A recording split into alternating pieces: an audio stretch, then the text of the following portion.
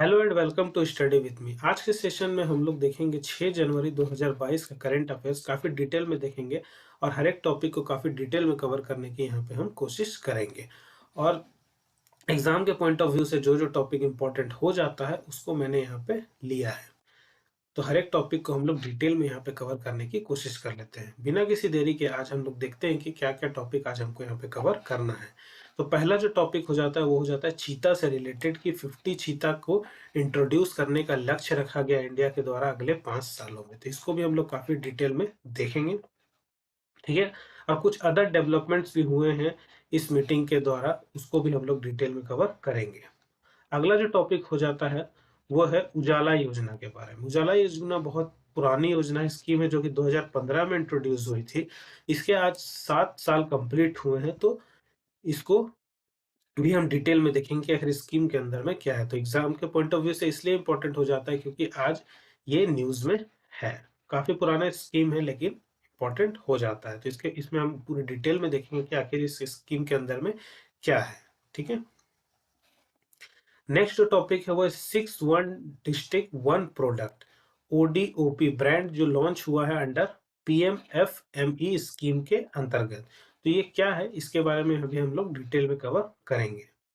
Next जो हमारा topic हो जाता है वो है टेलीकम्युनिकेशन इंजीनियरिंग सेंटर टेक, जिसको कि रिलीज किया जा रहा है code of practice for security consumer internet of things IoT report के अंतर्गत, ठीक है। इसको इंट्रोड्यूस किया जा रहा है। तो इसमें क्या है, ये टेक क्या है और किस डिपार्टमेंट के अंदर, ये डिपार्टमेंट ऑफ टेलीकम्युनिकेशन के अंतर्गत आता है, तो इसको भी हम लोग डिटेल में यहाँ पे कवर करेंगे।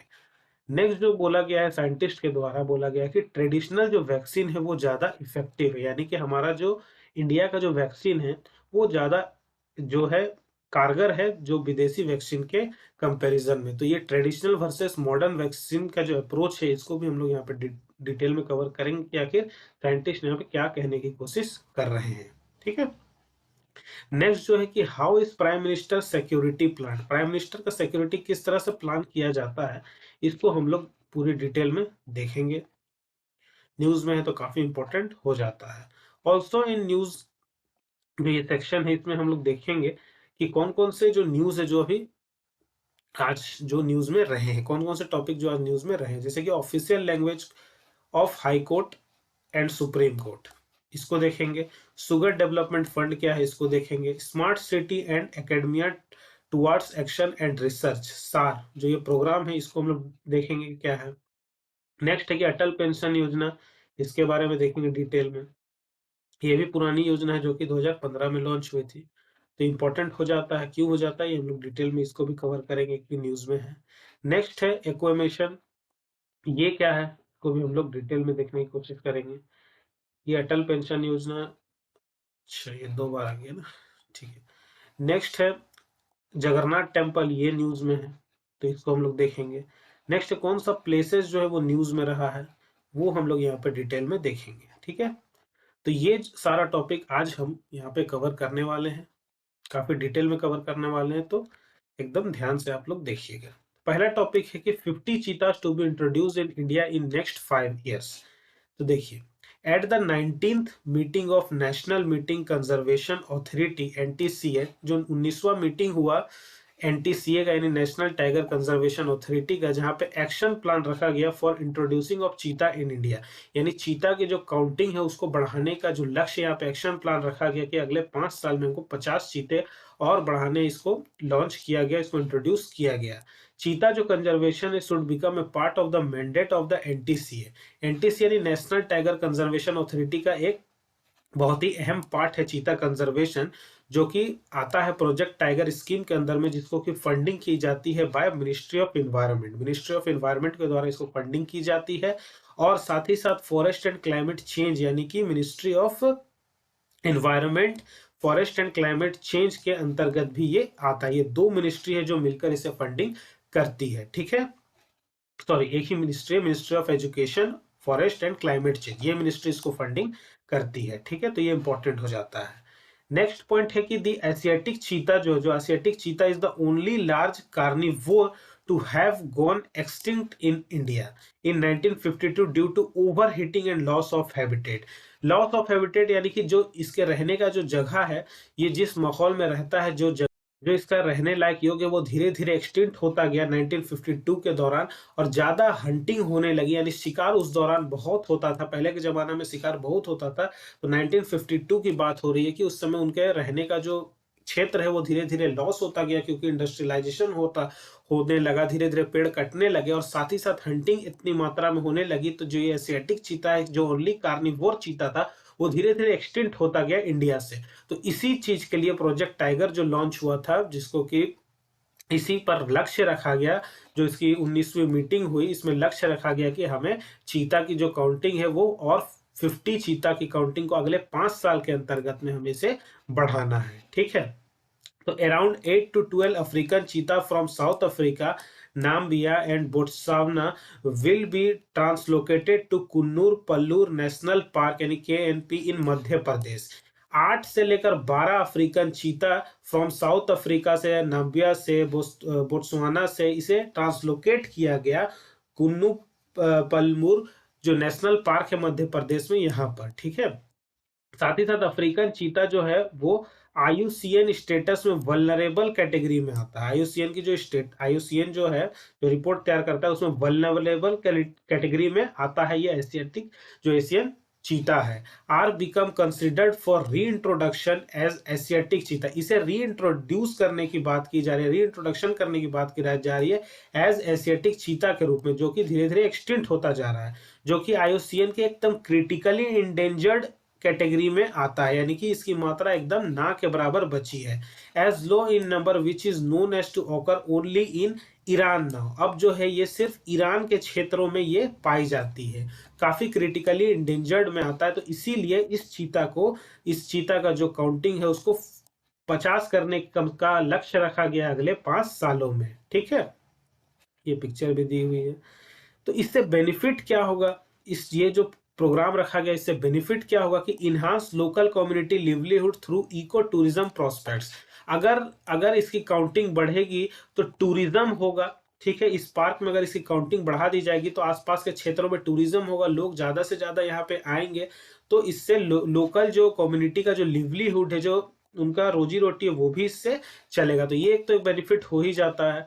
सेकंड है कि द रीइंट्रोडक्शन प्लान जो है ये एपेक्स प्रेडिएटर है to the top of the food chain. जो ये फूड चेन एक होता है ना, कि जो जैसे कि बड़ा जानवर छोटा जानवर को खाता है, छोटा जानवर उससे छोटा जानवर को खाता है, फिर वो घास खाता है, तो इस तरह से जो ये चेन जो बनता है, फूड चेन बनता है, उस पर भी हमें जो इकोसिस्टम है ये भी एकदम बैलेंस में रहेगा।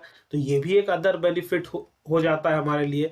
साथ ही साथ है कि often the prospects of housing for large fields of India tiger, lion, leopard and cheetah to be coexist as they did in the past. और जैसे पुराने समय में जो लार्ज लार्ज एरिया में जो टाइगर, लायन, लियोपर्ड और चीता वगैरह जो कोएग्जिस्ट करते थे, वो फिर से उसका मात्रा वैसे ही हो जाए, वैसे ही पुराने जमाने की तरह ही आज भी चीता का मात्रा रहे, तो उसके चलते भी इसका बढ़ाने की कोशिश की जा रही है। तो ये प्रोजेक्ट के अंदर में ये आता है। ठीक है, आई होप ये आपको समझ में आ गया होगा। अदर कुछ डेवलपमेंट्स भी रखे गए। जो 19th मीटिंग हुई, इसमें चीता को काउंटिंग को बढ़ाने के साथ साथ और भी कुछ चीजों को ध्यान में रखा गया, जैसे कि वाटर एटलस वाज रिलीज, एक वाटर एटलस रिलीज किया गया, जिसमें कि इस मैप में all the water bodies in the tiger bearing areas of India, जिसमें कि जितने भी वाटर बॉडीज है जहाँ पे टाइगर वगैरह रहते थे उसको, उसके बारे में वहां पे डिस्कस किया। तो इसलिए एक वाटर एटलस को रिलीज किया गया, जहां पे मोर देन 35 रिवर्स को ओरिजिनेट किया गया from these area which are crucial for water security, जो कि वाटर सिक्योरिटी के लिए काफी ज्यादा इंपॉर्टेंट हो जाता है। ऐसे 35 रिवर्स को इंट्रोड्यूस किया गया, रिलीज किया गया इस वाटर एटलस के माध्यम से। 14 tiger reserve have been aggregated under conservation assured. 14 tiger reserve को एक्सक्रेडिटेड किया गया अंदर कंजर्वेशन एस्योर्ड के अंतर्गत। टाइगर स्टैंडर्ड जो है CA और TCA and NTCA is working on getting other tiger reserve evaluated for it. ठीक है, it is a set of criteria which allows tiger sites and check if their management will lead to successful tiger conservation। तो ज्यादा से ज्यादा ये successful हो सके, इसके लिए जो भी क्राइटेरिया को सेटअप करना पड़े तो उसको सेटअप किया जाएगा, ताकि टाइगर की जो मात्रा है वो ज्यादा से ज्यादा बढ़ सके। ठीक है। नेक्स्ट है कि India's tiger population standard at 2967 which is home to over 70% of the entire tiger population in the world, spread out across 51 tiger reserve in 18 states. India का जो टाइगर पॉपुलेशन है वो अब कितना है 2967, which is home to over 70% of the entire tiger population in the world. World में जितना भी टाइगर का मात्रा है उसका 70% सिर्फ इंडिया में ही उसका पॉपुलेशन है, ये बोला जा रहा है। ठीक है। एंड स्प्रेड आउट, जो कि स्प्रेड है 51 टाइगर रिजर्व के अंतर्गत। जितने भी 51 टाइगर रिजर्व में टोटल टाइगर का जो पॉपुलेशन मिला के इंडिया में 2967 है, जो कि लगभग 18 स्टेट्स में फैला हुआ है। ठीक है। तो आई होप ये टॉपिक आपको समझ में आ गया होगा। बढ़ते हैं हमारे नेक्स्ट टॉपिक में, जो कि बहुत इंपॉर्टेंट हो जाता है, जो कि उजाला स्कीम से लेकर है। ये एलईडी जो डिस्ट्रीब्यूशन का एक आया था ना कि एलईडी बल्ब अंडर उजाला स्कीम, जहां पे हमें एलईडी बल्ब्स मिला करते थे। ठीक है। Unnat Jyoti by affordable LEDs for all, ये उजाला स्कीम जिसका 7 साल आज कंप्लीट हो गया है, इसे इंट्रोड्यूस किया गया था मिनिस्ट्री ऑफ पावर के द्वारा 2015 में, जहां एनर्जी एफिशिएंट सर्विस लिमिटेड यानी EESL under ministry of power is the implementing agency for Ujala. यानी EESL के द्वारा ही मिनिस्ट्री ऑफ पावर के अंतर्गत इसे इम्प्लीमेंट किया गया था उजाला को। यानी कि पहले क्या था, 100 वाट के जो पीले पीले बल्ब है वो जलाए जाते थे, लेकिन उसको हटाने के लिए ये एलईडी बल्ब्स का कॉन्सेप्ट लाया गया था। ठीक है। ताकि बिजली की भी बचत हो और लोगों के पॉकेट भी सेव हो सके। इसका मकसद क्या था कि ब्राइटनिंग लाइट, ज्यादा लाइट हो, एनर्जी सेविंग हो, इन्वायरमेंटल फ्रेंडली हो और साथ ही साथ मनी का भी बचत हो। ठीक है। उजाला स्कीम क्या है कि LED bulbs, LED tube lights and energy efficient fans are to be provided to domestic consumer for replacement of conventional and inefficient variant। ठीक है। इसका ऑब्जेक्टिव था कि टू प्रोमोट एफिशिएंट लाइटिंग। ठीक है। रिड्यूस इलेक्ट्रिसिटी बिल, पहले के जो बल्ब जला करते थे वो पीले वाले, उसमें जो बिल्स है वो बहुत ज्यादा आता था। तो इस तरह के बल्ब्स अगर हम लोग इस्तेमाल करेंगे एलईडी बल्ब्स, तो इसमें बिल भी ज्यादा कम आएगा और लाइट भी एकदम चकाचक हमें मिलेगी। साथ ही साथ इससे इन्वायरमेंट को भी नुकसान नहीं होगा। कुछ और मेजर अचीवमेंट्स भी हुए इसके साथ, जैसे कि more than 36.78 crore LEDs have been distributed. इतने एलईडी अब तक डिस्ट्रीब्यूट हो चुके हैं। साथ ही साथ 47,778 million kilowatt hour per annum energy को, इतना एनर्जी सेव भी किया गया है, जो कि बहुत बड़ा माइलस्टोन है। साथ ही साथ बहुत बड़ा अचीवमेंट है। साथ ही साथ 9,565 megawatt of peak demand has been avoided along with 3.86 crore tonne of reduction in CO2 emission. साथ ही साथ इन्वायरमेंट को भी कितना ज्यादा फ्रेंडली है ये, तो इतना ज्यादा एमिशन को हमने बचाया। साथ ही साथ cost of LED bulb come down by 85%। ठीक है। एलईडी बल्ब्स के जो प्राइसेस है उसमें भी कटौती हमें देखने को मिली, कम में हमें सस्ते में मिलने लगा, तो काफी ज्यादा बेनिफिट हुआ इससे। ठीक है। साथ ही मेजर क्वांटिटिव क्या क्या और अचीवमेंट्स हुए इससे। Under the programme the government has ensured transparency and encouraged competition by e-procurement of goods and services। ठीक है। This has resulted in significant reduction in transaction cost and time, enhanced process efficiency। Apart from inclusive growth, and it has also enrolled self-help groups and distribution of LED bulbs under Ujala programme. तो basically Ujala programme के अंतर्गत LED bulbs का distribution है, जिसका कि government का लक्ष्य यही है कि ताकि एनर्जी सेव हो, इन्वायरमेंट फ्रेंडली हो, मनी पर सेविंग हो। ठीक है। साथ ही साथ लोगों को अच्छी रोशनी भी मिले। और इसके अंतर्गत एलईडी बल्ब्स भी आता है, एलईडी ट्यूब लाइट्स भी आता है, साथ ही साथ एफिशिएंट फैंस को भी इसमें इंक्लूड किया गया है। तो आई होप ये टॉपिक आपको एकदम क्लियर हो गया होगा। नेक्स्ट टॉपिक में हम लोग बढ़ते हैं, जो कि है 61 digit 1 product ODOP brands launched under the PMFME scheme. इस क्या क्या ब्रांड्स लॉन्च हुए हैं उसको देखना है। Ministry of Food Processing Industries had signed an agreement with NAFED for developing 10 brands of selected ODOPS under the branding and marketing component of the Pradhan Mantri Formalization of Micro Food Processing Enterprises PMFME scheme. ठीक है, ministry of food processing industry had sign, ministry of food processing industry ने sign किया है कि agreement NAFED के साथ, ताकि 10 brand को, ठीक है, जो कि सेलेक्ट किए जाएंगे ODOPS के अंडर में, इसको डेवलप किया जाएगा प्रधानमंत्री formalisation of micro food processing enterprises, जो छोटे छोटे फूड प्रोसेसिंग इंटरप्राइज है, उस स्कीम के अंतर्गत।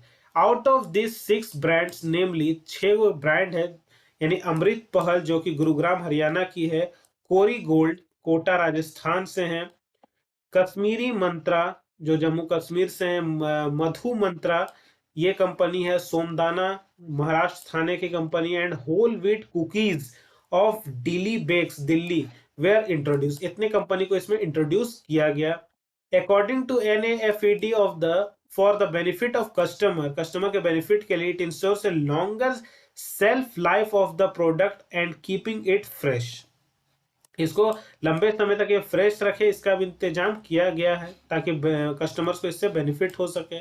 ODOP इनिशिएटिव के अंतर्गत ये एम रखा गया to select brand and promote one product from each district of the country, हर एक कंट्री के हर एक डिस्ट्रिक्ट से एक प्रोडक्ट को सेलेक्ट किया जाएगा।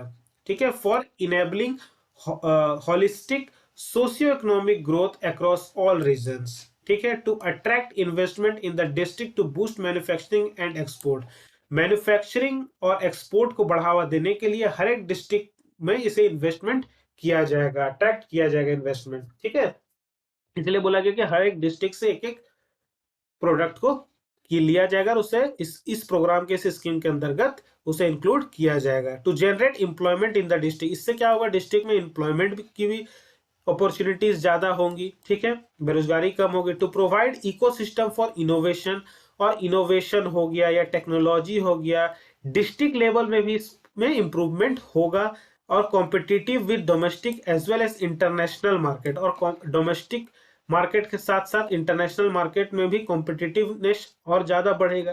ठीक है, PMFME यानी माइक्रो जो एंटरप्राइजेस है, उसके अंतर्गत क्या है, सेंट्रली स्पॉन्सर्ड स्कीम है, आत्मनिर्भर भारत के अंतर्गत ये सेंट्रली स्पॉन्सर्ड स्कीम है ये। ठीक है, यानी 100% जो फंडिंग है वो सेंटर करेगा। It aims to enhance the competitiveness of existing including individual micro enterprises in the unorganized segment of the food processing industry and to promote formalization of the sector। हर एक सेक्टर को, हर एक micro enterprises को इस segment में रखा गया है, food processing industry में रखा गया है, ताकि कॉम्पिटिटिवनेस जो है वो बढ़े, और साथ ही साथ कॉम्पिटिटिवनेस बढ़ने से क्या होता है, लोग आत्मनिर्भर होंगे, और साथ ही साथ अच्छे से अच्छे प्रोडक्ट को देने की, डेवलप करने की कोशिश करेंगे, ताकि उनका प्रोडक्ट इसमें सेलेक्ट हो सके। ठीक है, और इससे क्या होगा, कस्टमर्स को भी बेनिफिट होगा, और क्वालिटी ऑफ प्रोडक्ट भी मार्केट में आएगा, और साथ ही हर एक आदमी आत्मनिर्भर हो सकेगा। ठीक है, तो आई होप ये टॉपिक आपको क्लियर हुआ होगा। बढ़ते हमारे नेक्स्ट टॉपिक में। यहाँ है telecommunication engineering centre tech releases code of practice for securing customer internet of things report. ये क्या है देखते हैं। टेक अंडर द डिपार्टमेंट, ये किस डिपार्टमेंट के अंतर्गत आता है टेक, ये आता है डिपार्टमेंट ऑफ टेलीकम्युनिकेशन के अंतर्गत में, जिसने एक रिपोर्ट रिलीज की है as a baseline requirement aligned with global standards and best practices. These guidelines will help to secure consumer IoT and Internet of Things devices and ecosystem as well as managing vulnerability। ठीक है, यानी internet of things क्या है कि हर चीज को internet के साथ जोड़ देने के लिए बात की गई है। ठीक है, यहाँ पे हर चीज को इंटरनेट से कनेक्ट करने की बात की है। It intended for use of internet of things devices manufacturers, service providers and application developers. ठीक है, इंटरनेट ऑफ थिंग्स क्या होता है कि जैसे कि आपने इंटरनेट के साथ किसी सिस्टम को कनेक्ट कर दिया गया, और वो आपके इशारे से उस चीज को रन कर रहा है। जैसे एग्जांपल के तौर पे आप एलेक्सा को ले सकते हैं, आप उसे इंटरनेट से कनेक्ट कर देते हैं, फिर आप जो इसको इंस्ट्रक्शन देते हैं कि ये गाना चलाओ, वो चलाओ, वो सुनता है। उससे आप AC कंट्रोल कर सकते हैं, अपने घर के गीजर, ठीक है, और भी बहुत सारे अप्लायंसेस को आप उससे कनेक्ट करके उसको यूज कर सकते हैं। तो ये क्या है, ये इंटरनेट ऑफ थिंग्स के अंतर्गत ही आ रहा है। तो उसी को डेवलप करने की बात यहाँ पे की जा रही है। ठीक है, इस रिपोर्ट में वही बताया गया है।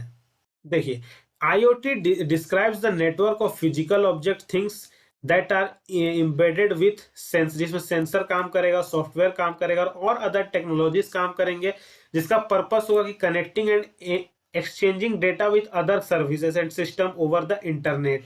ठीक है, वही मैंने बताया कि जैसे एक एलेक्सा है, इस एलेक्सा से आपने अपने टीवी को कनेक्ट कर दिया।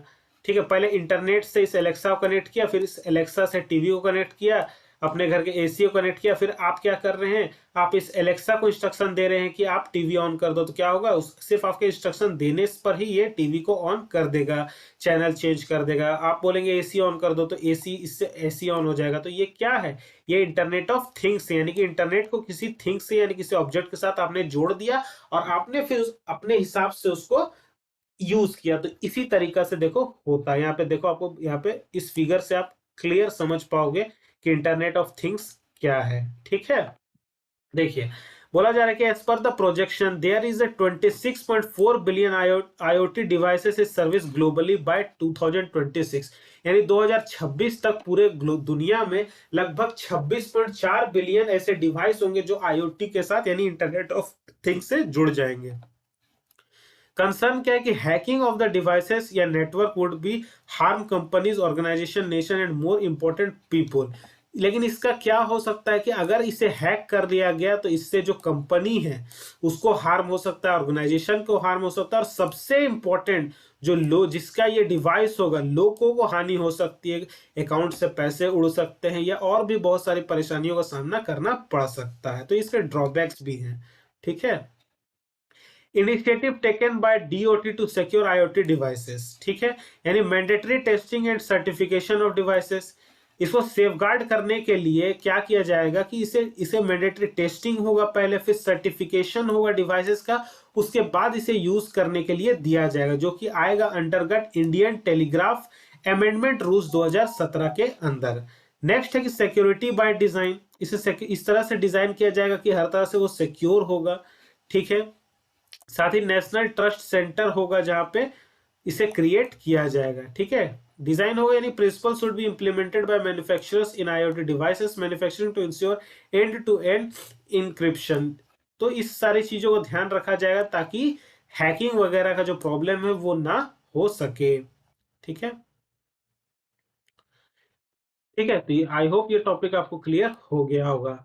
नेक्स्ट टॉपिक है हमारा कि traditional vaccine versus traditional vaccine as effective says scientist. Scientist के द्वारा बोला जा रहा है कि जो ट्रेडिशनल वैक्सीन है, यानी जो traditional vaccine contains inactivated parts of the pathogen यानी वायरस और bacteria that enter the body as antigen and trigger and immune response. जो ट्रेडिशनल वैक्सीन है वो हमारे बॉडी में जाकर ऐसा ट्रिगर कर रहा है कि वो हमारे इम्यून सिस्टम को और ज्यादा अच्छा कर दे रहा है।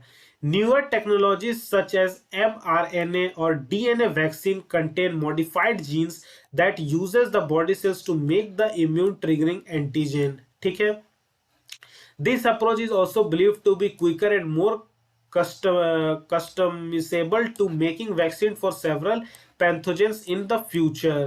mRNA vaccine work by introducing a piece of mRNA that corresponds to a viral protein found on the virus's outer membrane. As a part of normal immune response, the immune system recognizes that the protein is foreign and produces a specialized protein called antibodies that help fights the pathogen. However, when it comes to the efficacy of the vaccine, they have shown similar results. ठीक है, mRNA क्या है, यानी कि messenger RNA, जो कि that molecules that carry genetic information needed to make proteins. ठीक है, बोला जा रहा है कि यानी कि जो ट्रेडिशनल वैक्सीन है यानी जो कोवैक्सीन वगैरह है वो ज्यादा इफेक्टिव है, वो ज्यादा आपके इम्यून सिस्टम को अच्छे से इंप्रूव कर रहा है। एंटीजन जो आपका क्या बोल रहा है, आपका जो इंप्रूव कर रहा है और इम्यून सिस्टम को और ज्यादा मजबूत कर रहा है। वही सिंपल सा यहाँ पे समझाया गया है। तो आइए हम नेक्स्ट टॉपिक में बढ़ते हैं जो कि बहुत इंपॉर्टेंट टॉपिक है कि how is prime minister security plan. तो planning of the prime minister security during any visit is elaborate exercise that involves both central agencies and state police force. ठीक है, क्या बोला जा रहा है यहाँ पे? तो प्राइम मिनिस्टर का जो सिक्योरिटी होता है वो प्लान इस तरह से होता है, बहुत ही लेबोरेटली एक्सरसाइज है, जिसमें कि दोनों यानी कि सेंट्रल एजेंसीज वगैरह, साथ ही साथ जो स्टेट, जिस स्टेट में वो विजिट कर रहे हैं वहां के जो पुलिस फोर्स है, ये दोनों इन्वॉल्व होते हैं इस उनके सिक्योरिटी के लिए। साथ ही साथ जो बोर्ड गाइडलाइंस है are laid down in the special protection group SPG, यानी ब्लू बुक। एक ब्लू बुक तैयार होता है, गाइडलाइन होती है, जिसमें स्पेशल प्रोटेक्शन ग्रुप्स होते हैं जो पीएम के सिक्योरिटी में इन्वॉल्व होते हैं। ठीक है, SPG are only provide proximate security to the PM. Proximate security provide करते हैं एसपीजी पीएम को। When the PM is travelling to any state, जब पीएम किसी भी स्टेट में ट्रेवल करते हैं तो it is the responsibility of the state police to ensure all over security. मान लीजिए वो उत्तर प्रदेश में विजिट कर रहे हैं या झारखंड में विजिट कर रहे हैं, तो झारखंड के जो पुलिस फोर्स है इनकी रेस्पॉन्सिबिलिटी है कि पीएम का जो सिक्योरिटी है उसको पूरी तरीका से वो इंश्योर करें, वो पूरी तरीके से उसको ध्यान दें। ठीक है, जिस भी स्टेट में जाएंगे उस स्टेट की पुलिस फोर्स का यह रिस्पॉन्सिबिलिटी है कि वो पीएम के सिक्योरिटी का पूरी तरीके से ध्यान रखे। ये उनकी रिस्पॉन्सिबिलिटी, उनकी जिम्मेदारी है। They have the responsibility to intelligence gathering, route clearance, venue sanitisation, crowd management. मान लीजिए वो झारखंड में किसी प्रोग्राम के लिए आए हुए हैं, पीएम विजिट किए गए किसी नए स्कीम को लॉन्च करने के लिए, तो यहाँ के पुलिस फोर्स की रिस्पॉन्सिबिलिटी है कि इंटेलिजेंस गैदरिंग किस तरह से होगा, रूट क्लियरेंस करवाने का, जिस रूट से वो ट्रेवल करेंगे उस रूट को क्लियर करने की जिम्मेदारी वहां के पुलिस फोर्स की होगी। साथ ही जिस वेन्यू में वो विजिट करेंगे वहां सैनिटाइजेशन पूरी तरीके से हुआ है यानी उसकी पूरी जो जिम्मेदारी है वो उस स्टेट के पुलिस फोर्स की होगी। साथ ही साथ क्राउड किस तरह से मैनेज करना है वो भी उस स्टेट के पुलिस फोर्स की जिम्मेदारी हो जाती है। नेक्स्ट है कि सेंट्रल इंटेलिजेंस जो एजेंसीज हैं वो भी रेस्पॉन्सिबल है providing inputs about any threats to security. और सेंट्रल का जो इंटेलिजेंस एजेंसी है उनकी भी रेस्पॉन्सिबिलिटी है कि किसी तरह के थ्रेट अगर हो रहा है सिक्योरिटी में तो उसको मजबूत करने का काम करेगी सेंट्रल की intelligence agencies. However it is the state police जो इस एसपीजी है उसको टेक केयर करना है, वो फाइनल कॉल लेगी how the PM security to be arranged. जो एसपीजी है यानी कि जो स्पेशल प्रोटेक्शन ग्रुप है, ब्लू बुक कह सकते हैं, फाइनल जो कॉल है उनका ही होगा कि पीएम के सिक्योरिटी को किस तरह से अरेंज करना है। ठीक है, एसपीजी के बारे में अगर हम लोग बात करें, जो स्पेशल पुलिस जो स्पेशल प्रोटेक्शन ग्रुप है जिसको ब्लू बुक बोला जा रहा है, इसमें क्या है कि एसपीजी को रेस किया गया था सबसे पहले 1985 में bye act of parliament call SPG act 1988 के अंतर्गत इसे इंट्रोड्यूस किया गया था, रेस किया गया था। इंटेंशन क्या था कि provide proximate security cover to the prime minister. Prime minister को सिक्योरिटी करने के लिए एक्ट पास हुआ था, एसपीजी एक्ट 1988, जहां उस समय former prime minister and their immediate family members, जो उस समय जो भी प्राइम मिनिस्टर होंगे और उनके इमीडिएट जो फैमिली मेंबर होंगे उनको ये सिक्योरिटी प्रोवाइड करने का काम करता है SPG. SPG has strived to achieve this by adopting innovation methods not only on its own working but also in the overall security arrangements in collaboration with the IB and state or union territory police force। SPG का काम ये सिर्फ ये नहीं है कि वो सिर्फ अपना ही काम करेगा, ठीक है, अपने ही एरिया में काम करेगा, नहीं, उसका काम ये भी है कि वो ओवरऑल सिक्योरिटी को देखेगा। यानी जिस स्टेट में वो गया है, प्राइम मिनिस्टर जिस स्टेट में भी विजिट किया, मान लीजिए झारखंड में विजिट किए तो झारखंड में किस तरह से सिक्योरिटी का अरेंजमेंट हुआ है नहीं हुआ है, ऑल ओवर सिक्योरिटी को देखने का, अरेंजमेंट करने का और एक ओवरव्यू लेने का भी काम किसका होगा, वो एसपीजी का ही होगा। ठीक है, तो ये सभी इंपॉर्टेंट टॉपिक्स थे आज के करंट अफेयर्स में, और कुछ और इंपॉर्टेंट टॉपिक्स हैं जो कि न्यूज में है, जैसे कि उसको भी हम लोग डिस्कस कर लेते हैं यहाँ पे।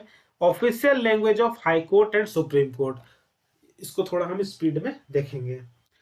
ठीक है, न्यूज क्या है कि गुजरात हाई कोर्ट ने बोला आज the journalist facing contempt of court proceeding to speak only in English as that was the language in the higher judiciary. ठीक है, आर्टिकल 348(1) के अंतर्गत क्या है कि the constitution provides that all proceeding in the supreme court and in every high court shall be in English language until parliament by law otherwise provides. ठीक है, बोला जा रहा है कि आर्टिकल 348(1) के अंतर्गत कॉन्स्टिट्यूशन में ये प्रोवाइड किया गया है कि जितने भी प्रोसीडिंग्स होंगे सुप्रीम कोर्ट के और हाई कोर्ट के, वो किस लैंग्वेज में होंगे, वो इंग्लिश लैंग्वेज में होंगे, जो कि पार्लियामेंट के अंदर में एक लॉ के द्वारा ये किया गया है। साथ ही साथ section 7 of the official language act जो 1963 का है, उसमें बोला गया provide that use of Hindi और official language of state in addition to English language may be authorised.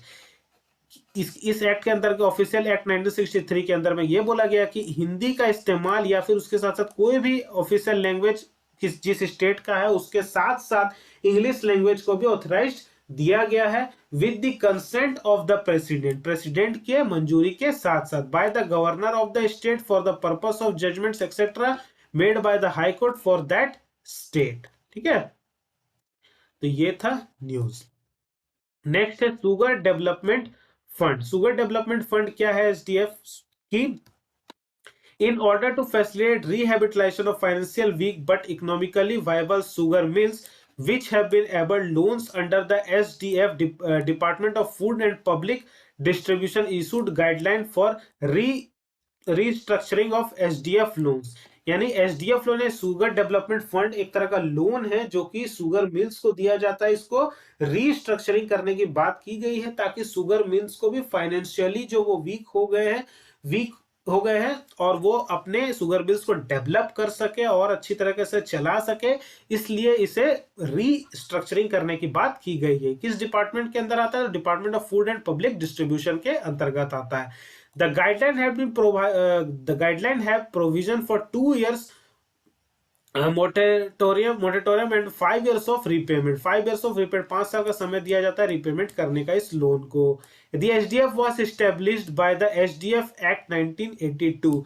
जो SDF है शुगर डेवलपमेंट फंड, इसको इस्टेब्लिश कब किया गया था? तो SDF Act 1982 के अंतर्गत किया गया था, जिसमें कि for making loans and facilitating the rehabilitation and modernization of any sugar factory। किसी शुगर फैक्ट्री को फिर से मान लीजिए वो बंद पड़ गए तो उसको चलाने के लिए या मॉडर्नाइजेशन करने के लिए इस फंड के द्वारा उसे लोन दिया जाता है। ठीक है, साथ ही साथ कुछ और टॉपिक्स जैसे कि smart city and academia towards action and research, सार प्रोग्राम जो है लॉन्च किया गया है स्मार्ट सिटी मिशन के द्वारा। इसके अंतर्गत क्या है कि 15 प्रीमियर आर्किटेक्चर जो है एंड प्लानिंग इंस्टीट्यूट है कंट्री में वर्क करेंगे with smart cities to document landmark projects undertaken by the smart cities mission. ठीक है, the institution will document the outcomes of this projects on how they are impacting the lives of urban citizens. ठीक है, it is a joint initiative, ये joint initiative है। ठीक है, दो लोग जॉइंट इनिशिएटिव यानी कि दो मिनिस्ट्री इसमें मिलकर काम करेगी, एक ministry of housing and urban affairs and national institute of urban affairs मिलके and leading Indian academic institution of the country. ये स्मार्ट सिटी का मिशन के अंतर्गत ये प्रोजेक्ट लिखा गया, लैंडमार्क प्रोजेक्ट है। ठीक है सर, नेक्स्ट है अटल पेंशन योजना। अटल पेंशन योजना जो है वो increase new enrolments crossing 65 lakhs in the current financial में 65 लाख लोगों ने इसमें इनरोलमेंट किया है। इस योजना को 2015 में लॉन्च किया गया था। एग्जाम के पॉइंट ऑफ व्यू से इंपॉर्टेंट इसलिए हो जाता है क्योंकि आज ये न्यूज में है। इसमें क्या था? वॉलेंट्री स्कीम है meet by to provide old age income security in the form of minimum assured pension. एक पेंशन स्कीम है जो कि एक वृद्ध व्यक्ति को दी जाती है, जिसमें कि रेंजिंग है 1000 से लेकर 5000 रुपए पर मंथ दी जाती है। इसमें इस create universal social security system है जो कि पुअर फैमिली, एक पुअर बुजुर्ग है जो काम नहीं कर सकता, उसके पास कम से कम इतना तो पैसा हो कि अपने खाने पीने का वो खर्चा निकाल सके, इसलिए ये स्कीम लॉन्च की गई थी 2015 में। इसको एडमिनिस्ट्रेट करता है कौन? Pension fund regulatory and development authority के अंतर्गत इसे फंडिंग और रेगुलेट किया जाता है। लास्ट हमारा जो टॉपिक है वो है एक्वेमेशन। एक्वेमेशन क्या है? एक्वेमेशन और तो आई होप आज का वीडियो आपको पसंद आया होगा। पसंद आया तो must like share and subscribe. और ज़्यादा से ज़्यादा शेयर करें ताकि और लोगों को भी ये करंट अफेयर्स का वीडियो मिल सके। और रोज़ इसी समय में करंट अफेयर्स का वीडियो मिला करेगा आपसे, ठीक है? और आई होप आपको सभी टॉपिक जो है वो अच्छे से समझ आ गया होगा। तो मिलता हूँ कल के लेक्चर में, तब तक के लिए जय हिंद।